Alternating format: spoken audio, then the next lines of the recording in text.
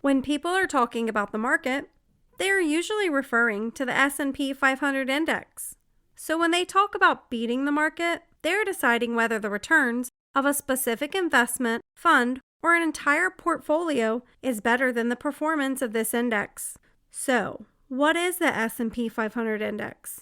It is defined as the market capitalization weighted index of the 500 largest publicly traded companies in the United States. The market cap of the S&P 500 represents about 80% of all publicly traded stocks in the United States.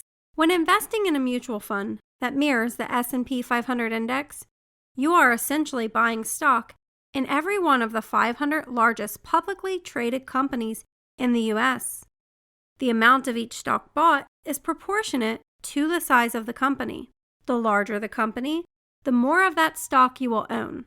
So, because Apple, which is the number 1 company, is about 4 times as large as the number 10 company, Johnson & Johnson, you will end up owning 4 times as much of Apple stock as Johnson & Johnson stock. Currently, the 10 largest companies in the S&P 500 make up about 1/4 of the total market capitalization of the index. It would be extremely difficult for an individual investor to create a portfolio like this, and it would be even harder to maintain over time because these companies' market capitalization changes every day. Fortunately, the S&P 500 is managed so that it always has the correct mix of the 500 largest companies. And because the selection process for S&P 500 funds is automated, buying a fund that mirrors the S&P index comes with very low fees. The S&P index has become the benchmark for investing performance.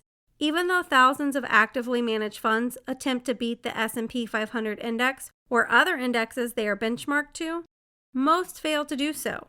And when it comes to beating the S&P 500 over long periods of time, study after study finds only about 10% of stock mutual funds are able to do so. Because of this, there are 2 schools of thought. Should one take a chance on getting better than market returns by picking the best managed funds? Or should they be satisfied with the S&P 500 index, knowing that over time it has beat 9 out of 10 actively managed funds of all types? You may know which approach is right for you, or you may not. Either way, in Budget Challenge, you have the opportunity to test it out for yourself with the Strategic Investor Trophy. For more on that, please watch the Strategic Investor Trophy video. Remember, saving for retirement won't get you there. You'll need to invest for retirement.